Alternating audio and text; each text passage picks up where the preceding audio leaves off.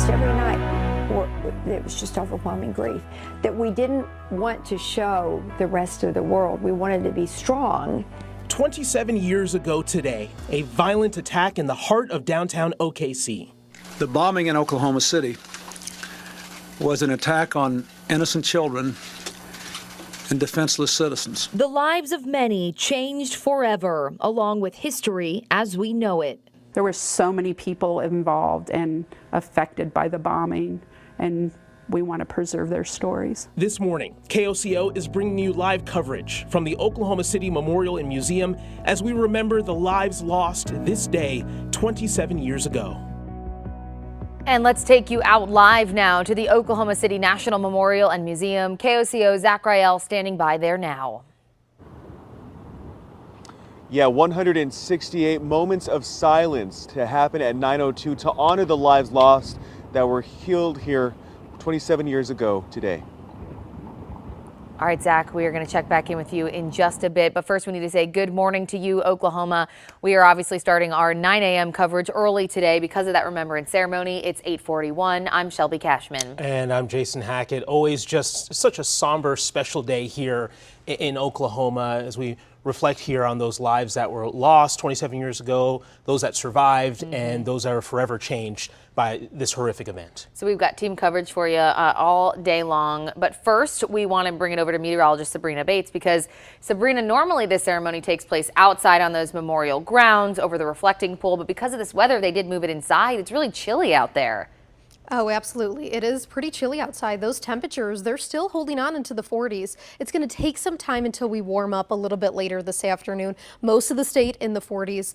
As we look at what to expect throughout the remainder of this morning, we're talking about these wind chills, even colder than the actual air temperature in the 40s, where you need a sweater, where you need a jacket, and then you add on those winds, those gusts up to 20 miles an hour. It just doesn't feel that good to be outside for an extended amount of time. Here's a look over Oklahoma City right now. We're starting to see more clouds move on in. So you're not seeing as much sunshine, not as much sunshine to warm you on up. You see wind chill 42 in Oklahoma City.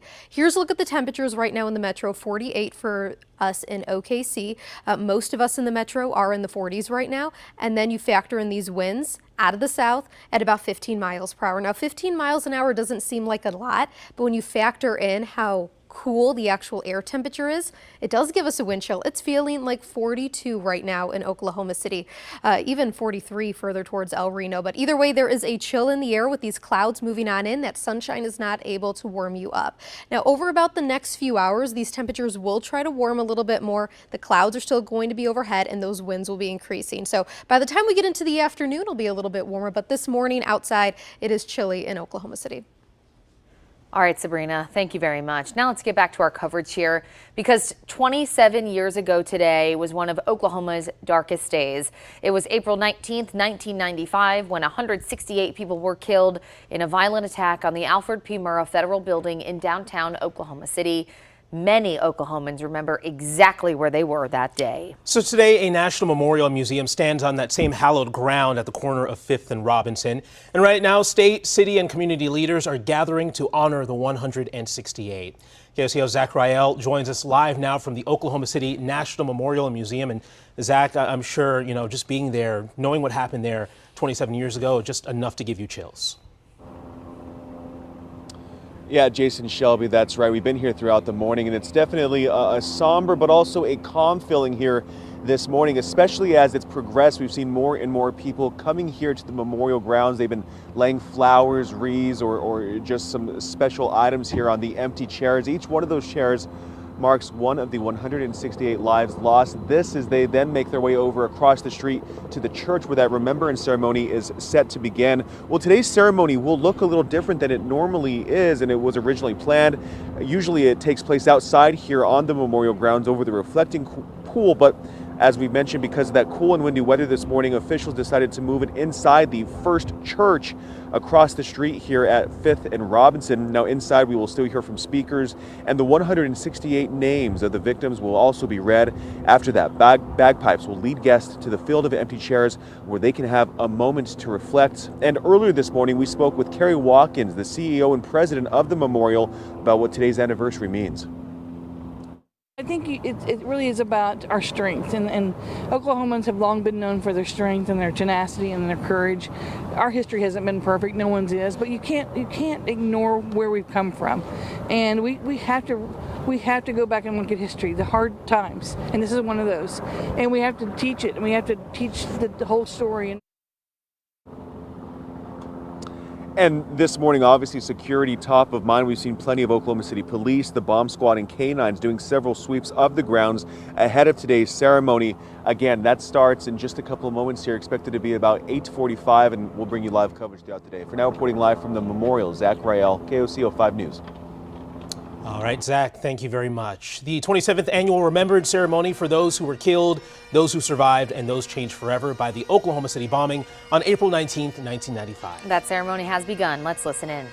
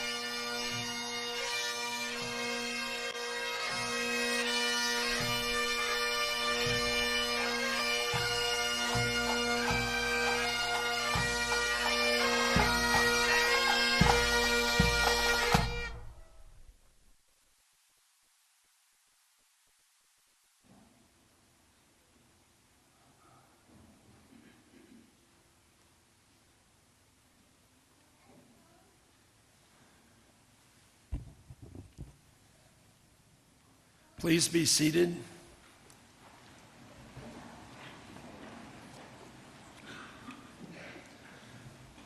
Good morning. We gather today to remember and honor our family members, survivors, first responders, law enforcement, local federal agency heads, and friends of those who were killed, those who survived, and those who were changed forever on April 19th, 1995. We thank all of you for joining today in person and on television and online. We thank you for joining us to help tell the story through your service and commitment to peace and dedication to the Oklahoma City National Memorial Museum. For on this sacred ground, we seek to find common ground. There are some not here today. We remember so many storytellers who are no longer with us. This memorial is better because of their work and their passion. This past year, we lost more than a dozen immediate family members or survivors who were key to the building of this memorial and museum and a key part of this story. We will continue helping others through the memorialization process. People from around the world continue to come and learn from us and allow us to share what we have learned. Together, we must all teach about contemporary memory and ensuring our missions are forever a part of what we do, all while educating about the senselessness of violence.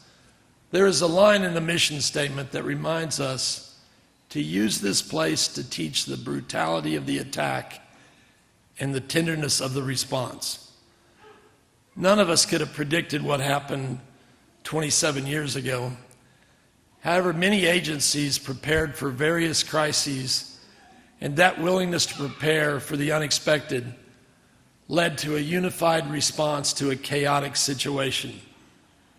We are honored to have a number of first responders who join us today. We thank the Oklahoma Fire Pipes and Drums for leading today's procession. And if you would, please hold your applause for these other special guests with us today.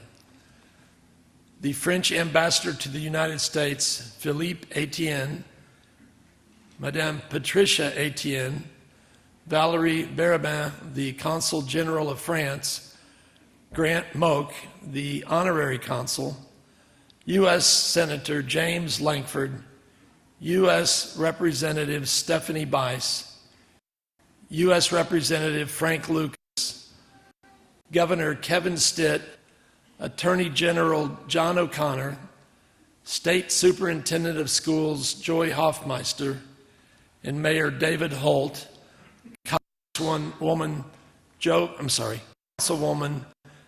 Beth Hammond, Councilwoman Nikki Nice, Councilman Bradley Carter, Councilman James Cooper, District 1 Commissioner Carrie Bloomert, Alice Greenwald, President and CEO of the National September 11th Memorial and Museum, and 9-time Grammy Award nominated artist Natalie Grant, members of our state House and Senate, and members of the Oklahoma City Council and City Manager Craig Freeman, former Governor Frank Keating and First Lady Kathy Keating, Dr. Susan Chambers, the Vice Chair of the Oklahoma City National Memorial, and our Board of Trustees.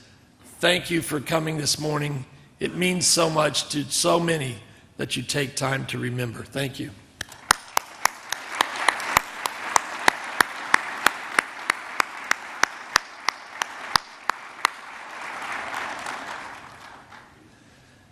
Thank you to First Church for so beautifully accommodating us today. They have been a wonderful partner for the past 27 years. Thank you.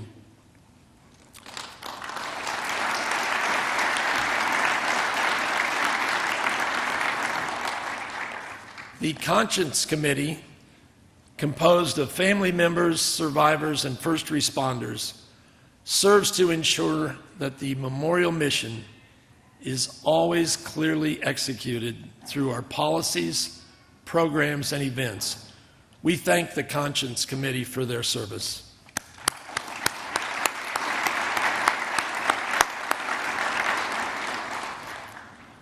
The memorial mission statement was the cornerstone document in shaping the meaning and guiding the design and development of this memorial. It represents a remarkable community consensus document which evolved under the most difficult circumstances. I was honored to have been part of the Mission Statement Committee 26 years ago. It shaped me, and I am forever grateful for the time I served with many who are here today. It remains our cornerstone in shaping the important work that continues today. Sharing our mission statement is survivor and former chair of the Oklahoma City National Memorial Foundation, Polly Nichols, who also lost her cousin in the Murrah building bombing.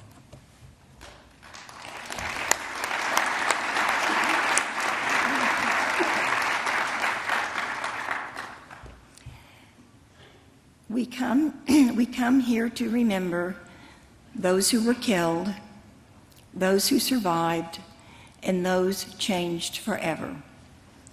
May all who leave here know the impact of violence. May this memorial offer comfort, strength, peace, hope, and serenity. Please join me in 168 seconds of silence.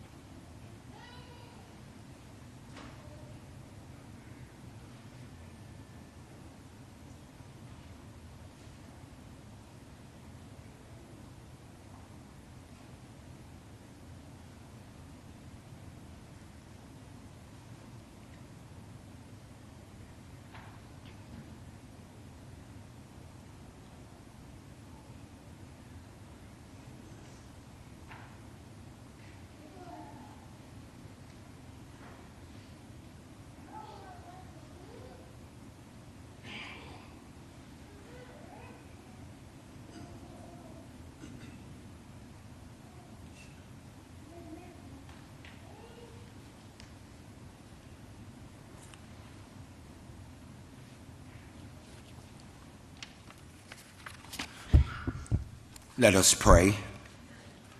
Father, we love you and we thank you for allowing us to come into your presence for a time such as this. We thank you for loving us, and we know that you're sovereignly working everything for our good and for your glory. We've gathered here today in honor of those 168 sacred lives lost, including the 19 children whose lives were taken at such a young age. We celebrate each one of their lives today, and also the enduring spirit of the survivors, the families and friends of the victims, and all of who were impacted on that day, this hour, 27 years ago. We ask, Father, that you continue to strengthen and comfort each of us, that you continue to inspire us to love one another and to always strive to live in peace. Bless those who are here today and the families they represent. We also pray your blessings and safety upon all the 2022 Memorial Remembrance activities and events, to include the marathon participants and volunteers. Father, yesterday we remember, today we remember, 902 forever we will remember. This we pray in your majestic name. Amen.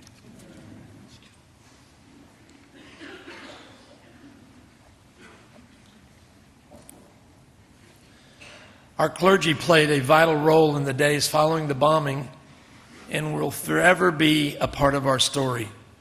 Pastor Tony, thank you for providing our invocation, and thank you for helping families in your own church who suffered loss on April 19th. We also appreciate your church family's contributions as a water stop along the race route this weekend for the Memorial Marathon Run to Remember. In March of 2020, literally days before the shutdown of the pandemic, the Oklahoma City Thunder and the Oklahoma City National Memorial Museum joined the New York Knicks and the 9/11 Memorial and Museum in paying tribute to police, fire, and rescue workers from Oklahoma City and New York who responded to the 1995 bombing, and many who rushed into the World Trade Towers and died as a result.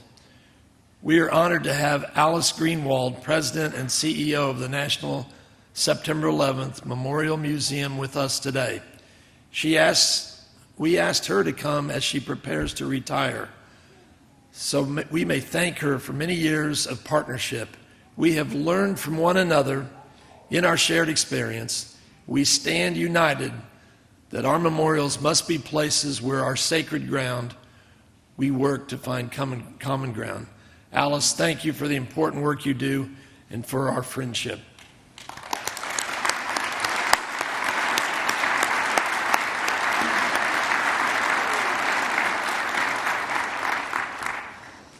We are grateful for the efforts of our first responders, and we are honored that they are part of the ceremony today.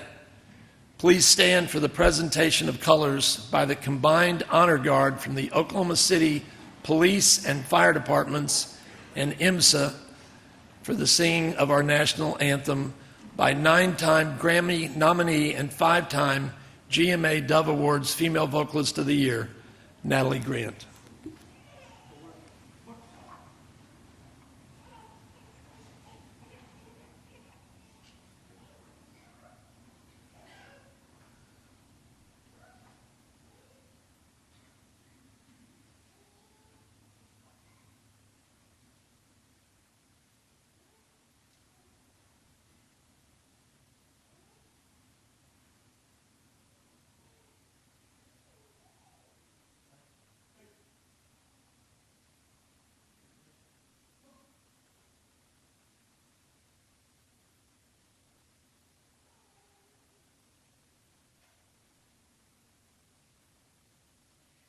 Oh, say, can you see by the dawn's early light what so proudly we hailed at the twilight's last gleaming, whose broad stripes and bright stars through the perilous fight.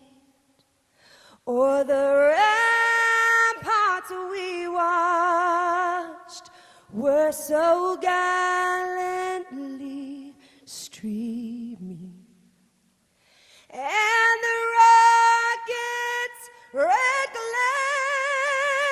the bombs bursting in air gave proof through the night that our flag was still there.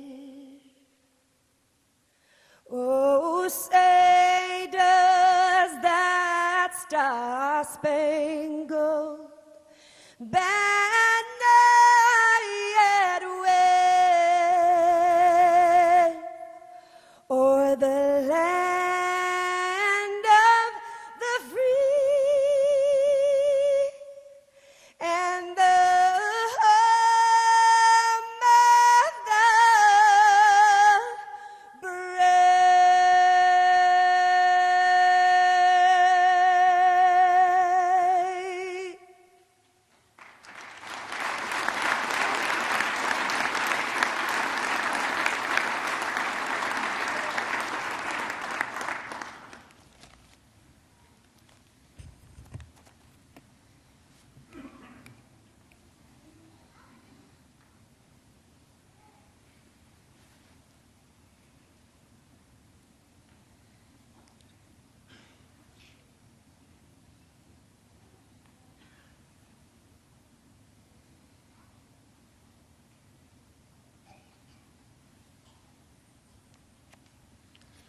Please be seated.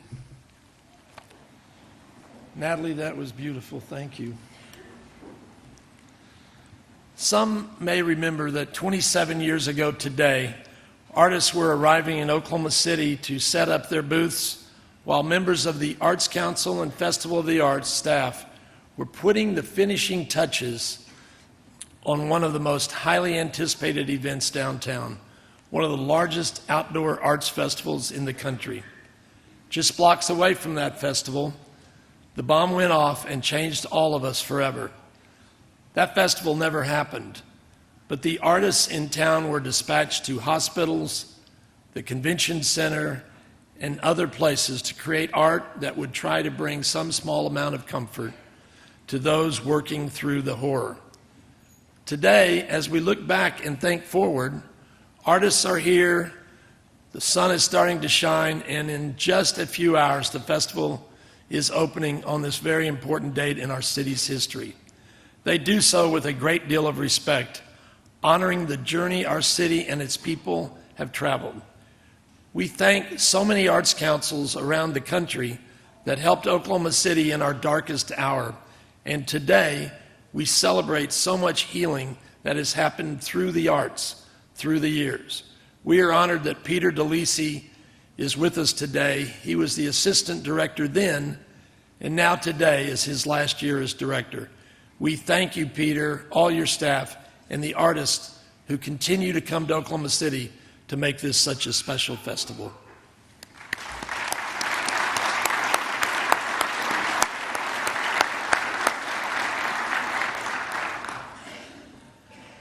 Our mayor joins us on this journey, both in his support of the memorial and museum and as a member of the Board of Trustees, as well as a participant with his children in our Run to Remember.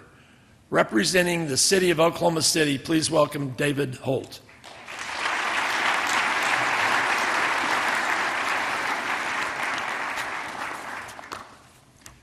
I do feel it's always important to clarify I run in the kids' marathon, just so.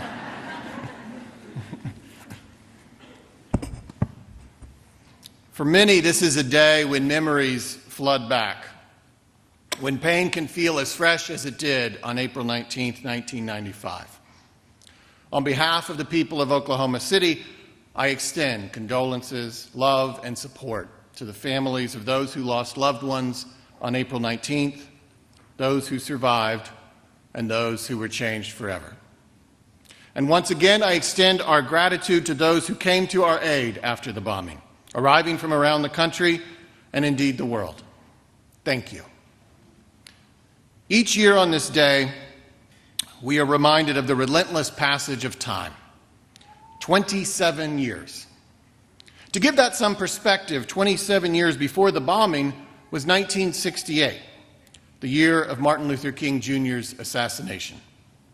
27 years before that was the attack on Pearl Harbor. 27 years before that was the assassination of Archduke Franz Ferdinand, a catalyst for World War I.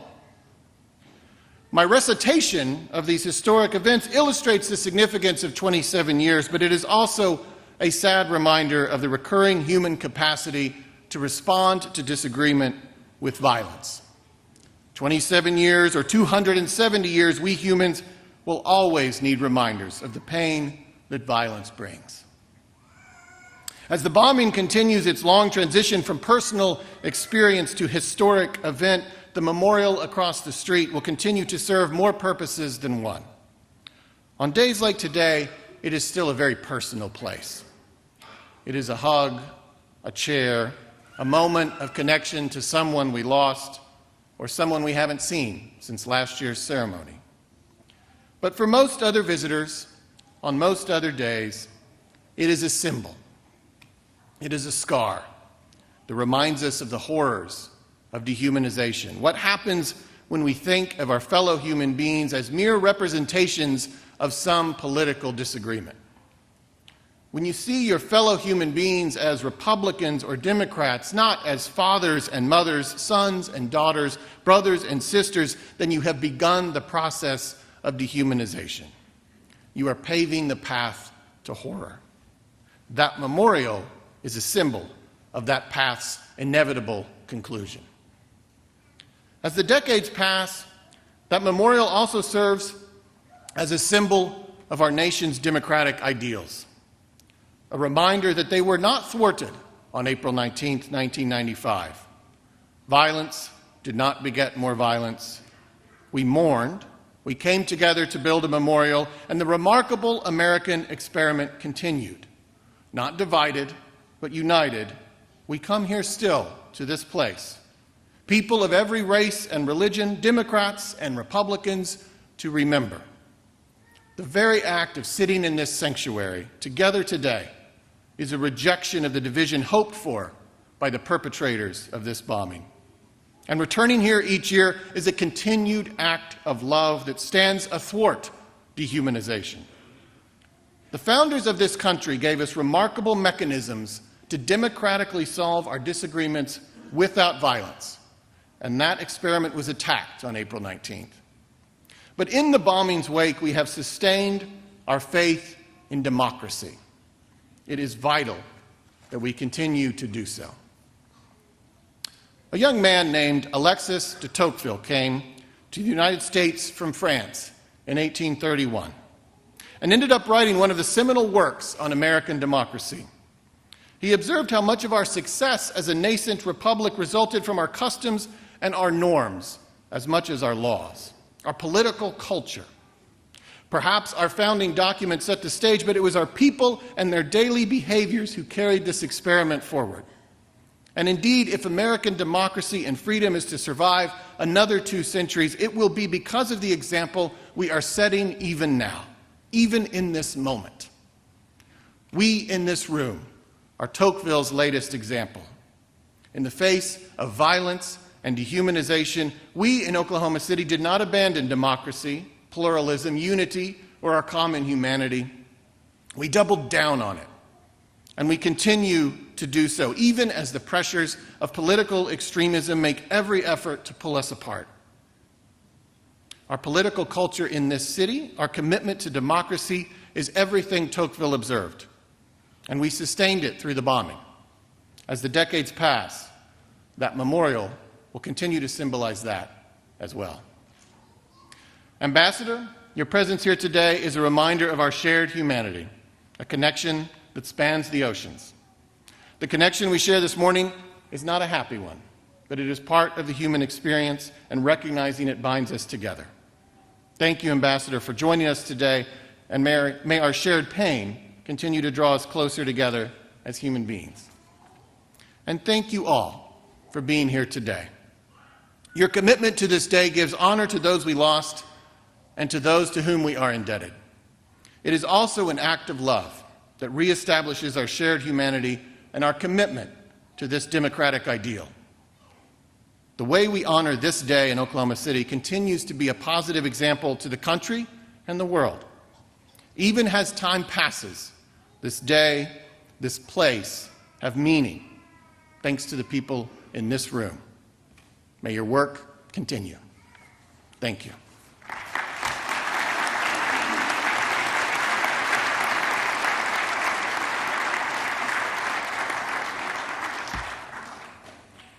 Thank you so much, Mayor. I remember you running with your son and daughter last year, and you were the tallest person in the children's race. Over the past 22 years of the Oklahoma City Memorial Marathon, there have been only 4 times that we've come here to remember and celebrate life at the Memorial Marathon in the same 7 days. Later this week, thousands will come to Oklahoma City to run to remember, and we hope you will join us to thank the thousands who come here to help us celebrate life and run the Oklahoma City Memorial Marathon. There are also 3,000 volunteers that we greatly appreciate. Everything about this weekend is focused on those who were killed, those who survived, and those changed forever. Governor Stitt has embraced what we teach here, as well as our annual Run to Remember, by helping us create the Governor's Relay Challenge each year since his inauguration. Representing our state, please welcome Governor Kevin Stitt.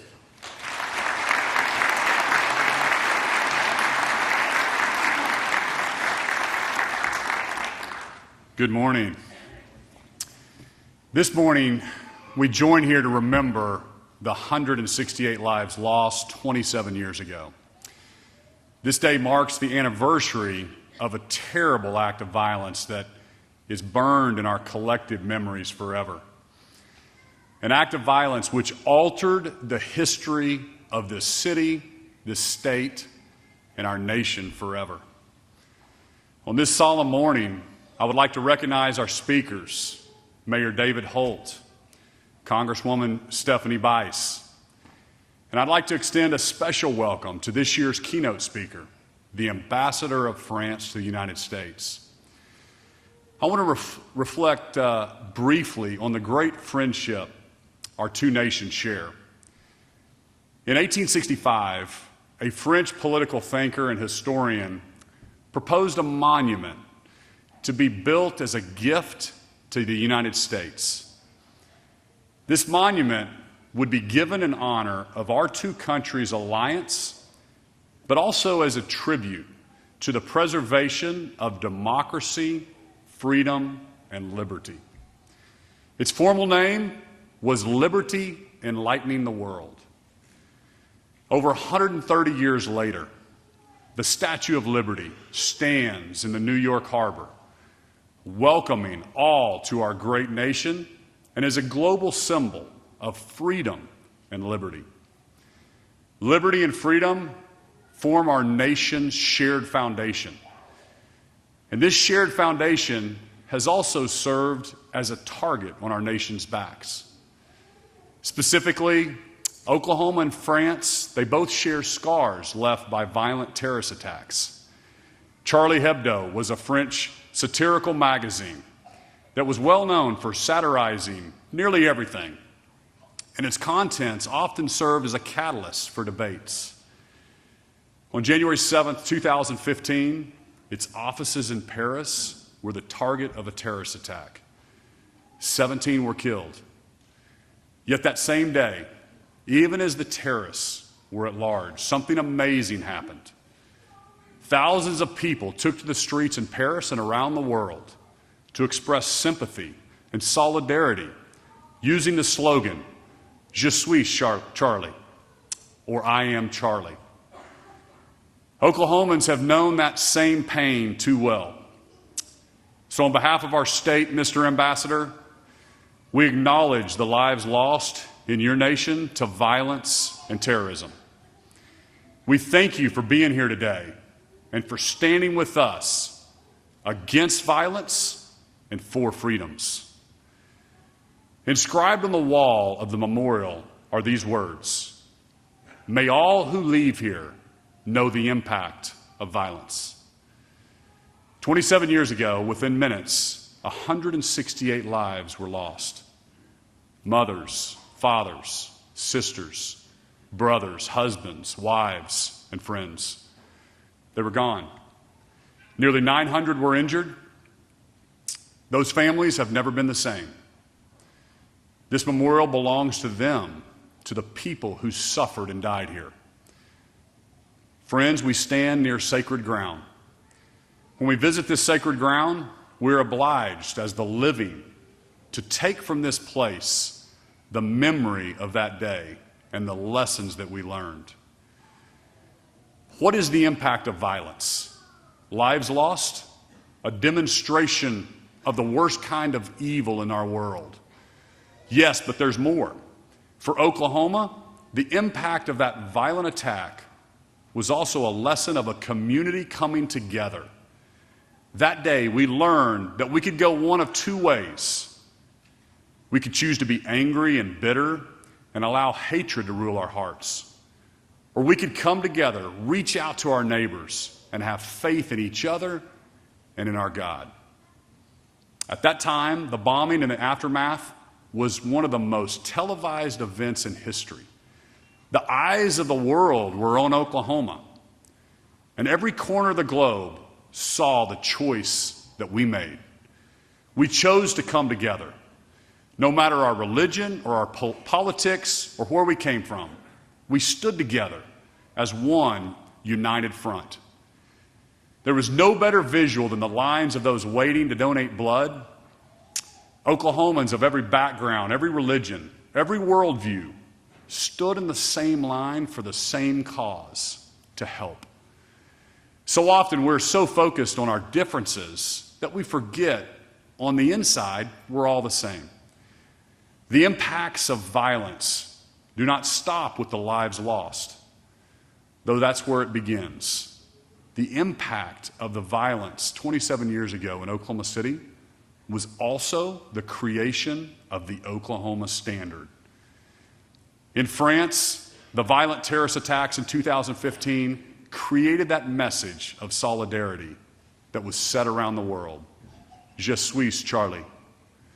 The impact of violence is the compassion we show one another every day despite our differences.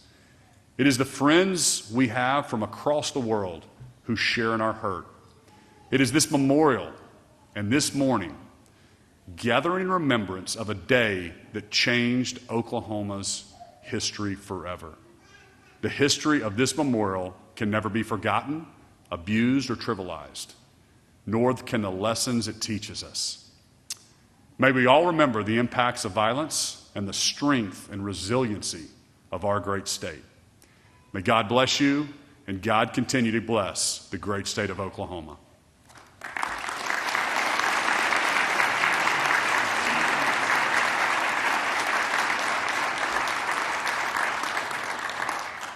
Thank you so much, Governor Stitt, and thank you for your leadership for Oklahoma. We remain grateful for the leadership of our Oklahoma congressional delegation and the efforts of Congresswoman Bice that she is working towards. She brought a congresswoman from San Diego here a couple of weeks ago and led a tour for this for her associate. And it was remarkable how much she knew about this story and how committed she was to it. If we ever needed a reminder, this memorial reminds us all to continue to find common ground, even when it's not always politically popular to do so. Representing our nation, we are fortunate to have Congresswoman Stephanie Bice.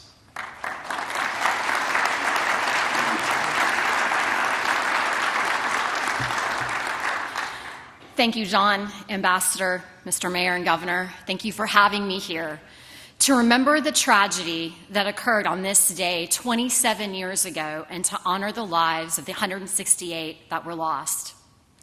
As a fourth-generation Oklahoman, There are truly no words to fully capture the weight this anniversary brings to each and every one of us. On this day every year, I think about how we all woke up to what we imagined would be a normal morning. I was finishing up my senior year at Oklahoma State when I saw the breaking news on television that a large explosion destroyed a building in downtown Oklahoma City. My mind began racing as the man I was dating, and who would later become my now husband of 26 years, worked in one of the buildings here downtown. I was relieved to hear that he was safe, but I was heartbroken for the lives deeply impacted by this tragedy. We will never forget the moms, the dads, the sisters, brothers, sons, and daughters who never made it home that day, and their loved ones whose lives were changed forever. It takes days like this to put into perspective what truly matters in our lives. In Congress, it can be easy to get wrapped up in the commotion of partisan divides, policy disagreements, and debates on the House floor. But when it comes down to it, what matters the most is that we are all here to serve the people of this great nation. In order to achieve that, we must work together and work across the political aisle to effectively pass legislation that will benefit Americans and Oklahomans for generations. Similarly, days like this serve as a reminder that we all have more in common than it may appear, and what we can accomplish when we come together. We overcame this tragedy and emerged with unity and strength. Oklahomans stepped up and banded together in our darkest hour. We truly embodied the American spirit and what came to be known as the Oklahoma Standard by leaning on each other and rebuilding our city together to honor those and always remember those lost. This day is forever ingrained in our community. We must never forget, and we must continue to appreciate how far we have come. That is why it is incredibly important and special that we have this beautiful memorial, not only to honor the lives lost, but to ensure that our children and our grandchildren will understand the gravity of this day for generations to come. 27 years later, we continue to mourn those who perish and pray for those who have and continue to suffer from this horrific act of terror. Our community, our state, our nation will never be the same, but Oklahomans remain resilient. Thank you.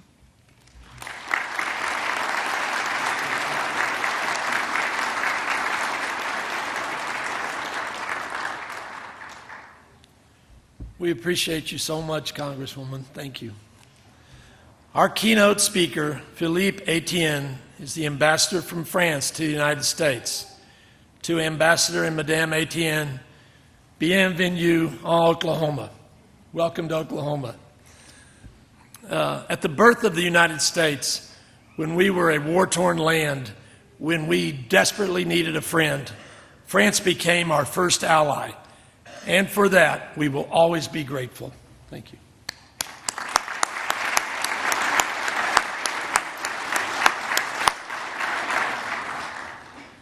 As Governor Stitt pointed out, about 100 years later, France generously gave us the Statue of Liberty. That historic gift was and remains the freedom, the beacon of freedom for the whole world. We can't thank you enough. Thank you.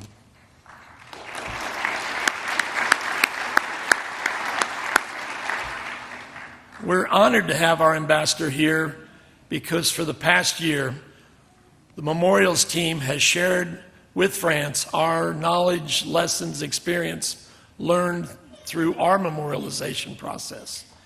Carrie Watkins, our incredible CEO of the museum, and her team has been working with Henri Rousseau, one of the most distinguished French historians, and with their memorial committee, as they work on a mission and a plan for the French Museum and Memorial on Terrorism.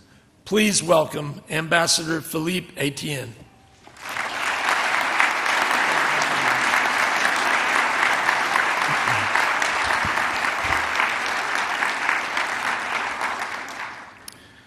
Dear Congresswoman Stephanie Bice, dear Governor Kevin Stitt, dear Mayor David Holt, dear Chairman John Kennedy, dear survivors, family members, first responders, ladies and gentlemen, it is a great honor to be your guest and share with you this moment of remembrance.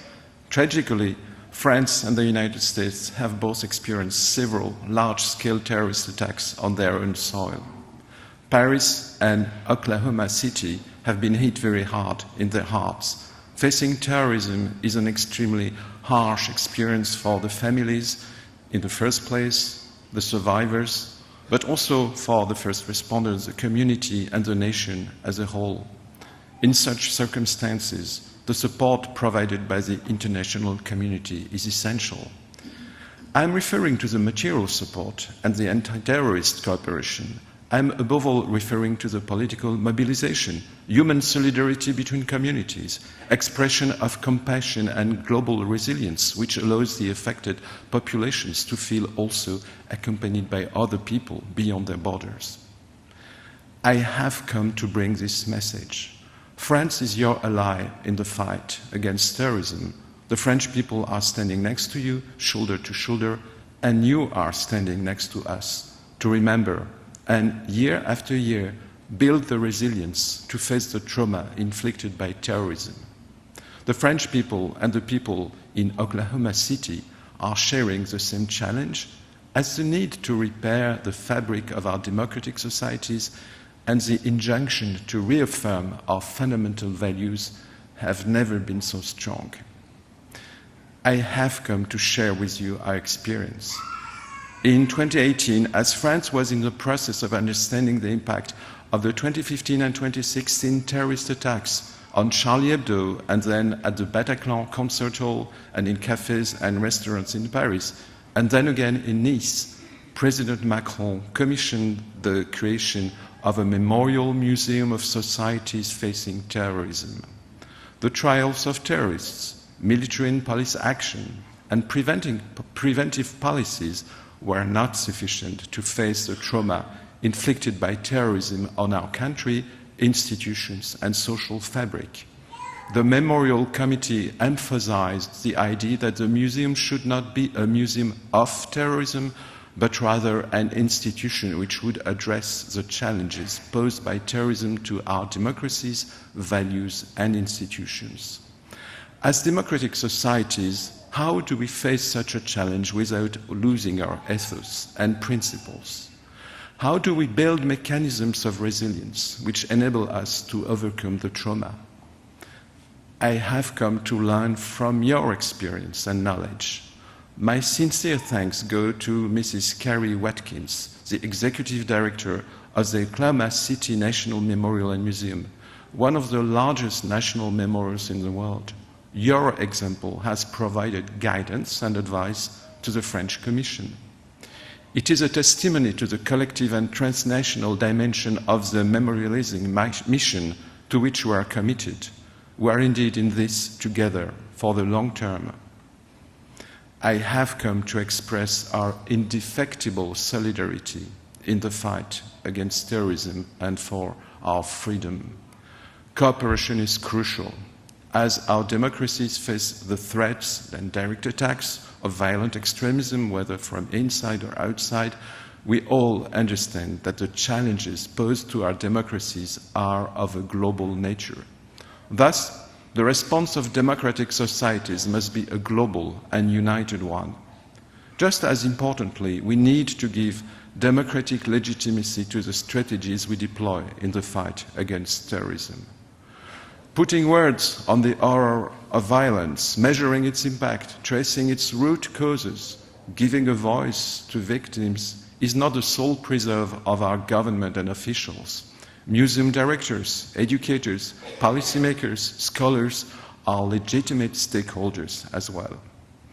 This remembrance ceremony hosted today by the Oklahoma City National Memorial is a testimony to a collective project in which past, present, and future are woven into a democratic narrative to the benefit of the citizens and the nation and our international community. Thank you very much.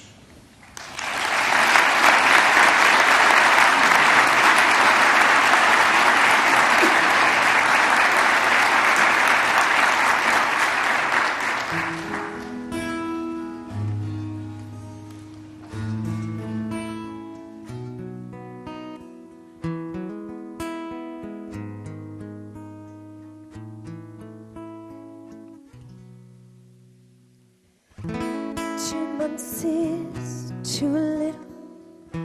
They let him go. They had no sudden healing. To think that providence would take a child from his mother while she prays is appalling. Who told us we'd be rescued? What has changed? And why should we be saved from nightmares? We're asking why this happens to us who have died to live. It's unfair, but this is what it means to be held, how it feels when the sacred is torn from your life and you survive. This is what it is to be loved and to know the promise was when everything fell, we will be held. If hope is born of our suffering, if this is only the beginning, can we not wait for 1 hour, watching for our Savior?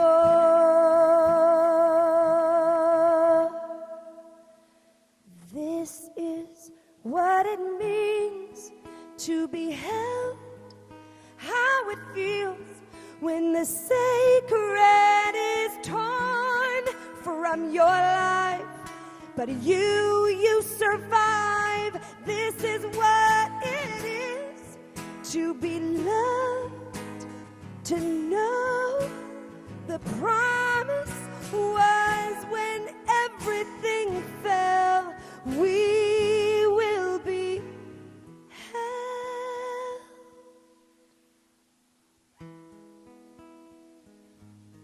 We will be held. This is what it means to be held.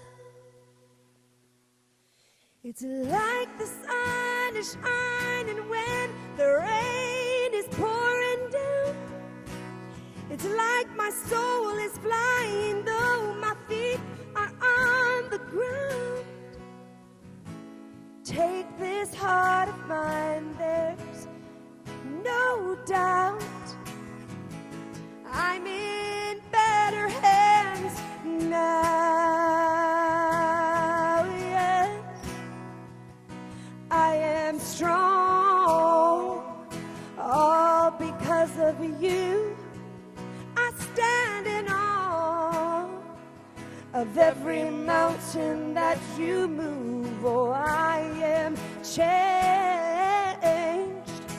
Yesterday is gone. I am safe from this moment on. Oh, and there's no fear when the night comes around, 'cause I'm in better hands now. It's like the sun is shining when the rain is pouring down. It's like my soul is flying though my feet are on the ground.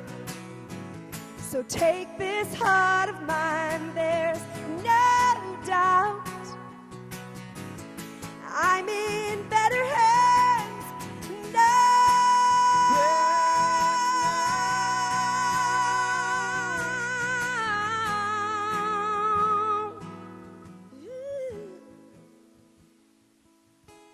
It's like the sun is shining when the rain is pouring down. It's like my soul is flying, though my feet, they're on the ground. Oh, it's like the world is silent, though I know it isn't true. And it's like the It's right here in this room. So take this heart of mine, there's no doubt I'm in better hands. I'm in your hands now. I'm in better hands now.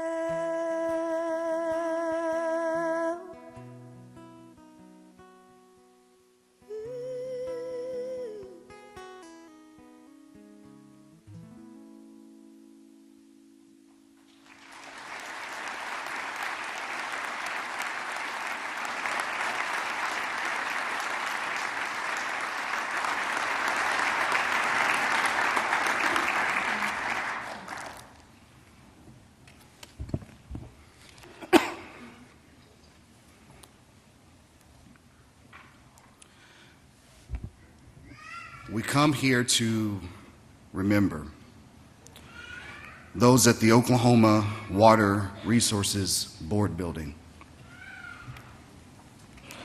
Trudy Jean Rigney. Robert N. Chipman. We remember those at the Athenian Building, Job Corps. Catherine Elizabeth Ridley. Anita Christine Hightower. We remember rescue worker Rebecca Needham Anderson. We remember those who were killed in the Alfred P. Murrah Federal Building, United States Secret Service, 9th floor. Alan G. Witcher. Kathy Lynn Seidel. Linda G. McKinney. Mickey B. Monroney. Donald Ray Leonard. Cynthia L. Brown. We remember our friends and family with the Drug Enforcement Administration, 9th floor. Kenneth Glenn McCullough. Carrie Ann Lenz and baby Michael James Lenz III. Rona Lynn Keener Chafee. Carol June Chip Fields. Shelley D. Bland. We remember those who were killed with the Department of Housing and Urban Development, 8th floor. Clarence Eugene Wilson, Sr. Francis Fran Ann Williams. Michael D. Weaver. David Jack Walker. Jules A. Valdez. Leora Lee Sells. Lanny Lee David Scroggins. Antonio Tony C. Reyes. Dr. George Michael Howard, DVM. Susan Jane Farrell.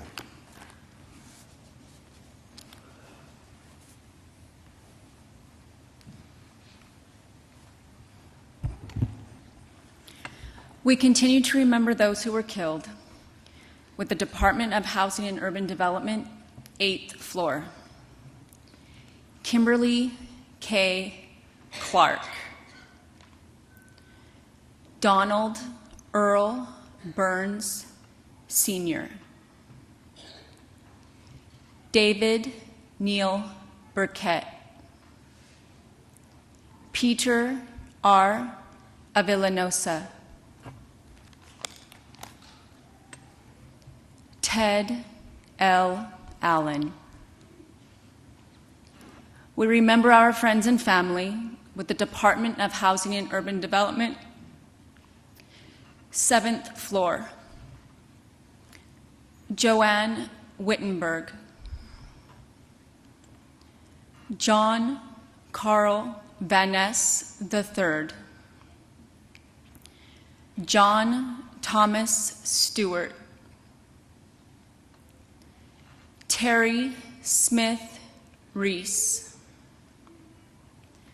Patricia Ann Nix. Betsy J. Beebe McGonnell. James A. McCarthy II. Mary Leisure Renty.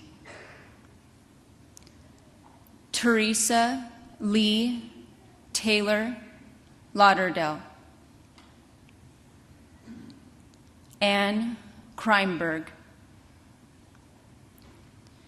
Thompson Eugene Jean Hodges Jr.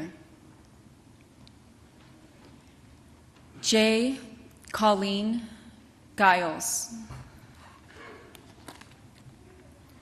Linda Louise Florence. Judy J. Fro Fisher. Castine Brooks Hearn Devereaux. Diana Lynn Day. Kim R. Cousins.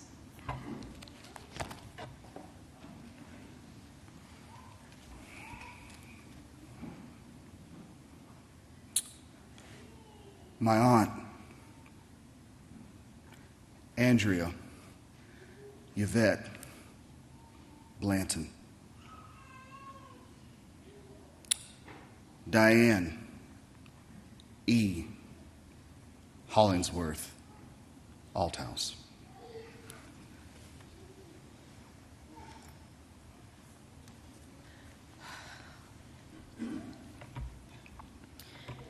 We continue to remember our friends and family with the Department of Housing and Urban Development, 5th floor.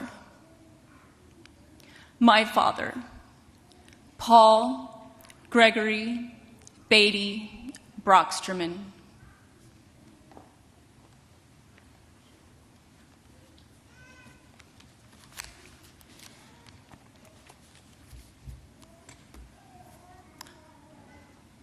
We remember our friends and family of the U.S. Marine Corps recruiting, 6th floor.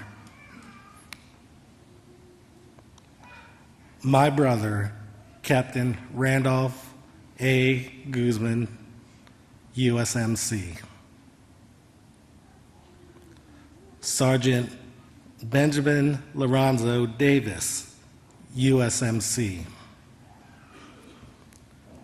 We remember those with the U.S. Customs, 5th floor. Claude Arthur Mudiris, SSA. Paul D. Ice, Senior Special Agent. We remember our friends and family with the Department of Agriculture, 5th floor.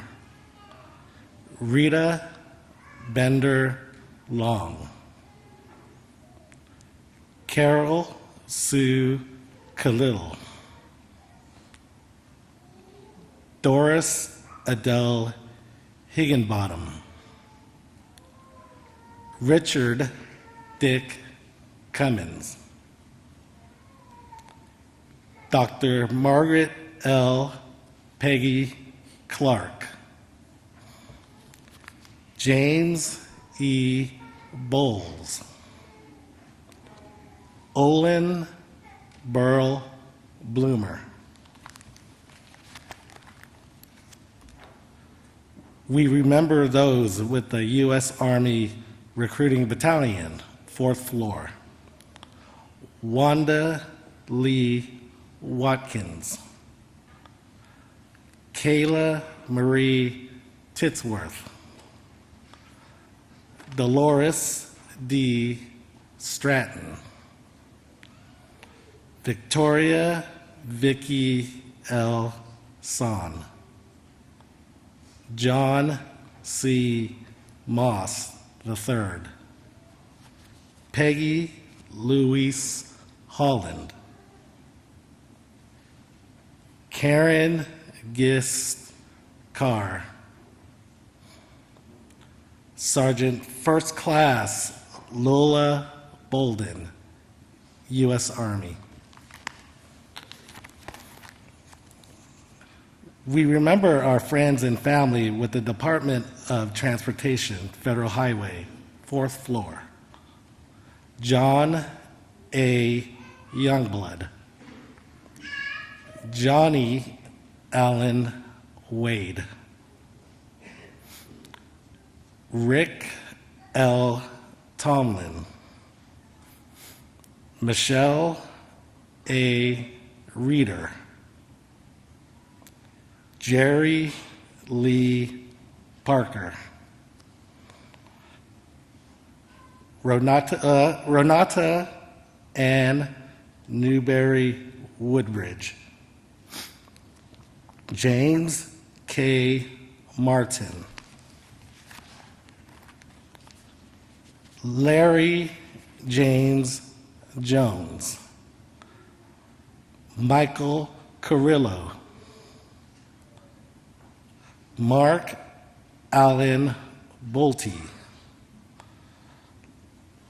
Lucio Alleman Jr.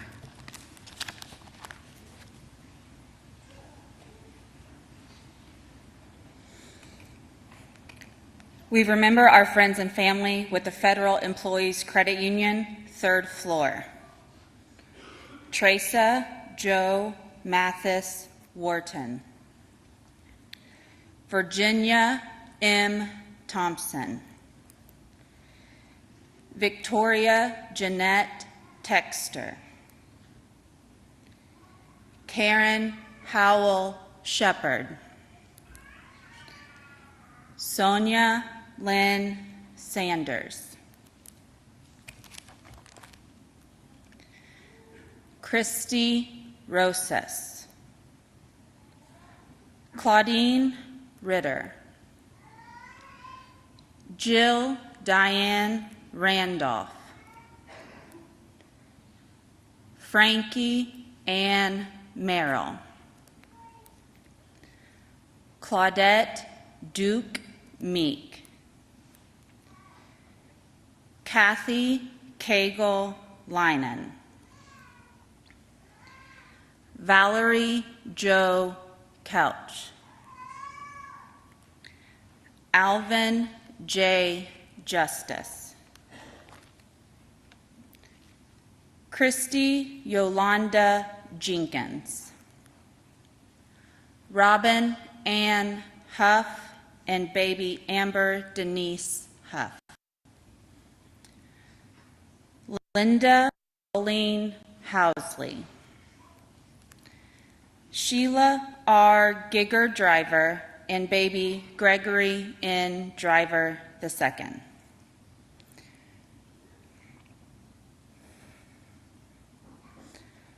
My mother, Jamie Falkowski Ginzer, Kathy A. Finley, Kimberly Ruth Burgess, Woodrow Clifford Woody Brady.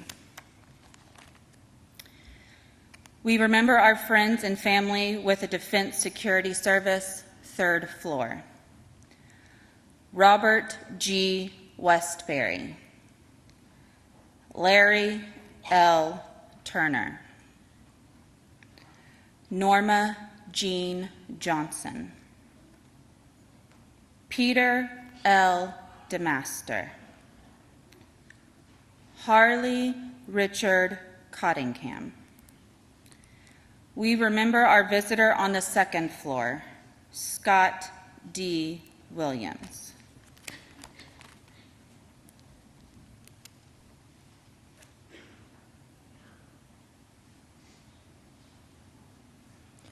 We remember our friends and family from the America's Kids Child Development Center, 2nd floor.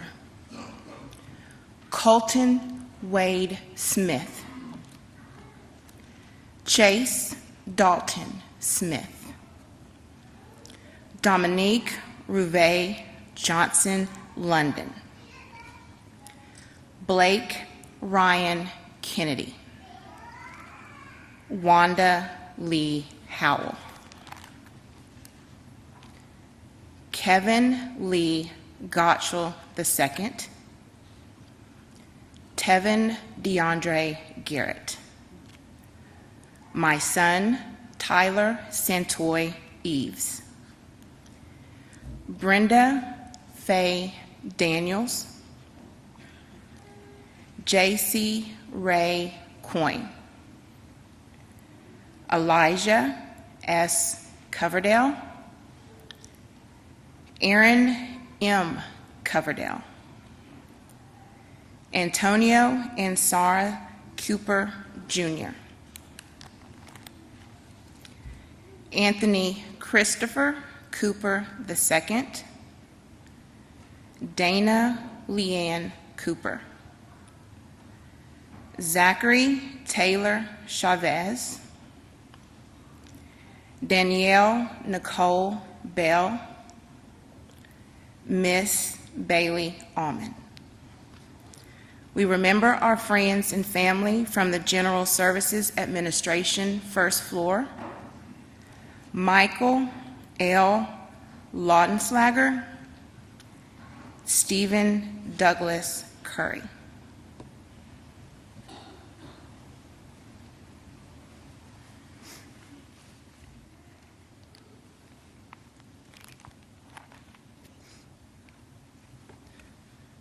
We remember our friends and family from the Social Security Administration, 1st floor. Sharon Louise Wood Chestnut. W. Stephen Williams. Julie Marie Welch. Robert N. Walker, Jr. Luther H. Trainer. LaRue A. Trainer. Michael George Thompson. Charlotte Andrea Louis Thomas. Emilio Tapia. Eula Lee Mitchell. Derwin W. Miller. Courtney J. McRaven. Reverend Gilbert X. Martinez. Robert Lee Luster, Jr. Aurelia Donna Luster. Airman First Class Lakeisha Richardson Levy. Raymond Lee Johnson. Jean Nutting Horlbert. Dr. Charles E. Holbert. Thomas Lynn Hawthorne Sr.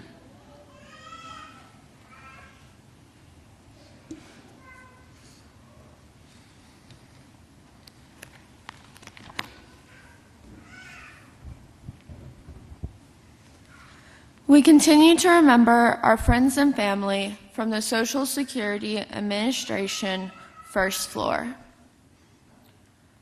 Ronald Vernan Harding Sr., Cheryl E. Hammond, Ethel L. Griffin, Margaret Betterton Goodson, Laura Jane Garrison, Marianne Fritzler, Dawn Fritzler, Ashley Megan Eccles, Catherine Louise Cregan, Gabrielle D.L. Bruce, Peachlyn Bradley, Carol Louise Bowers, Cassandra K. Booker, Alita C. Biddy, Paola Battle, Calvin Battle, Sandra G. Sandy, my cousin Pamela Cleveland Argo, Richard A. Allen, Teresa Antoinette Alexander.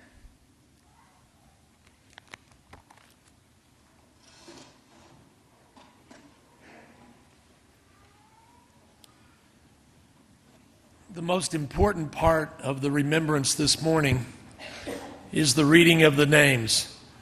So let's thank all the family members that led us through that this morning.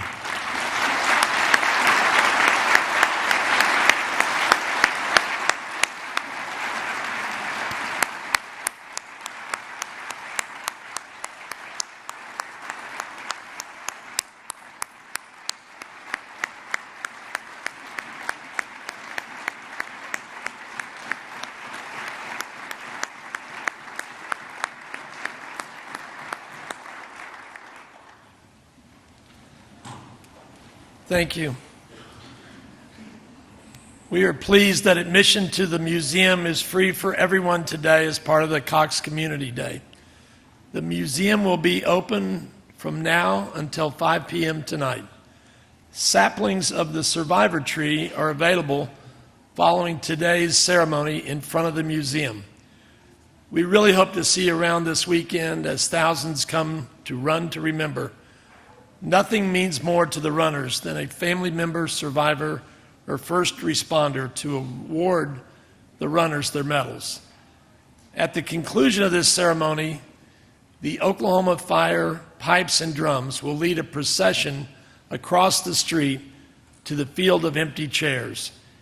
We invite all family members, survivors, and first responders to a reception inside the museum following today's ceremony. Please enter through the North Street entrance on 6th Street. Thank you to everybody who participated today. Thank you for being here. Thank you to everyone here for our 27th anniversary ceremony. We're on this sacred ground. We continue to work to find common ground. Thank you.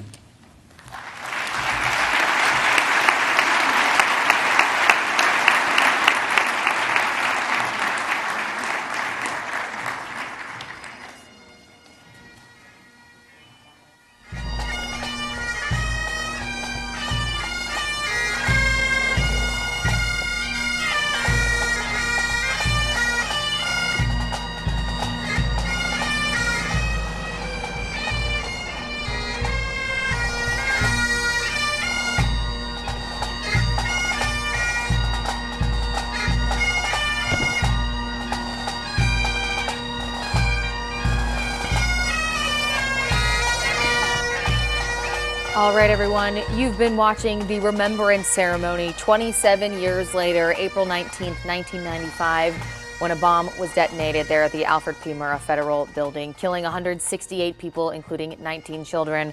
You know, you heard there, the most emotional part of that, of course, is the reading of those names. Yeah, a number of speakers, Governor Stitt, Stephanie Bice, you had Mayor Holt, and one of the themes here is that just everybody coming together, Democrats and Republicans, no matter what race, to just remember and honor those people that were just senselessly taken from us all those years ago. Yes, absolutely. It's a day the world will never forget, No but doubt. especially us here in Oklahoma City. All right, everyone. We're going to wrap up our coverage here, send you back to regular programming. We're going to have a full wrap-up of today's events tonight on our news at 5 and 6. Have a great day, Oklahoma.